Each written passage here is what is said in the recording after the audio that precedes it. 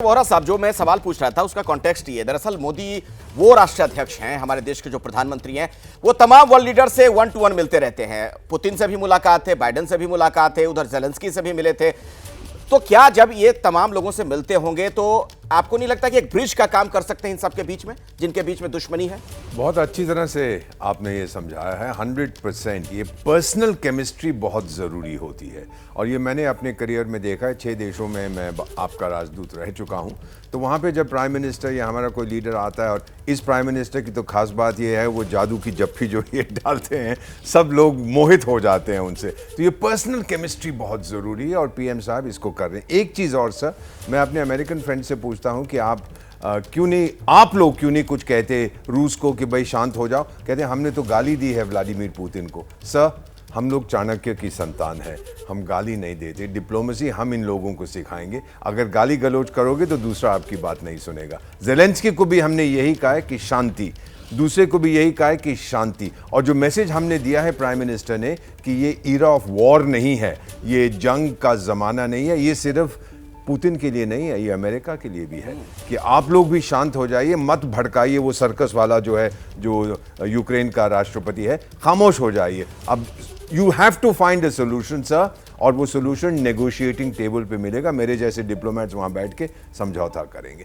PM साहब यही बार बार कह रहे हैं। और वीणा जी, प्रधानमंत्री मोदी अपने देश के जो प्रधानमंत्री हैं, वो ऐसे नेता हैं आज की तारीख में जो एक ग्लोबल लीडर, वर्ल्ड लीडर है। आप देखिए ना, पुतिन के सामने बैठकर पुतिन को उन्होंने कहा था कि ये जमाना, ये जो दौर है, ये युद्ध का नहीं है। जी नहीं, बिल्कुल। जो हमारे प्रधानमंत्री जी की उनके लिए जितना आदर है पूरी दुनिया में, और जितनी उनको इज्जत मिलती है पूरी दुनिया में, ये बहुत ही रिमार्केबल चीज़ है। शायद पहले मुश्किल से किसी भी लीडर को या विश्व के किसी भी लीडर को ऐसे आदर मिलती है, और सारे देशों से, और यही नहीं कि एक ही गुट के देश के देशों से मिलती है, सारे गुट के देशों से। इसलिए हमारी जो पॉलिसी, स्ट्रेटेजिक ऑटोनॉमी की पॉलिसी जो है, ये बड़े फायदेमंद पॉलिसी है। और हम इस पॉलिसी के तहत जो भारत के इंटरेस्ट में है और जो भारत के लिए सबसे अच्छा है, उसी पे हम चर्चा करना चाहते हैं, और उसी से करेंगे जिससे हमारे को अच्छे नतीजे मिलेंगे।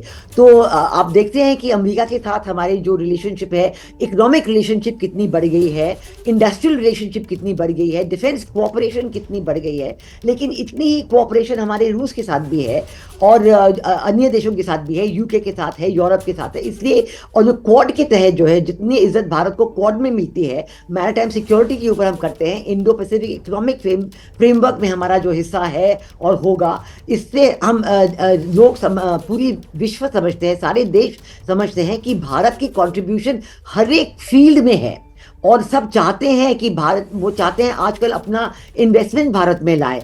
इन्वेस्टमेंट बढ़ रहे हैं, जो आजकल आईफोन्स बिक रहे हैं सबसे ज़्यादा भारत में बन रहे हैं, तो मैन्युफैक्चरिंग भी बढ़ रही है। तो इसलिए इंटरडिपेंडेंस भारत की और अन्य देशों के साथ बढ़ रही है, और जो भारत का रोल है ज़रूर बहुत ही उभर कर आएगा अगले सालों में।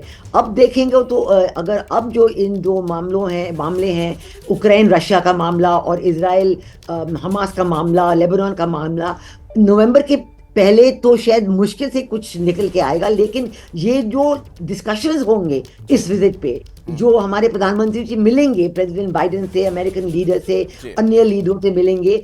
जैसे ही घड़ी का काटा दोपहर 2:30 पे आए, बबीता जी का दिल सास बहू साजिश के लिए मचल जाए। और ये है इनकी बहू, पूरे दिन ऑफिस की टेंशन हो जाए गॉन जब ये करें अपना फेवरेट शो फ्री टाइम पे ऑन।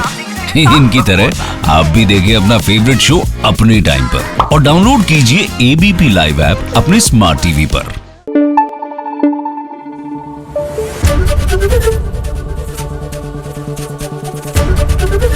एबीपी न्यूज आपको रखे आगे।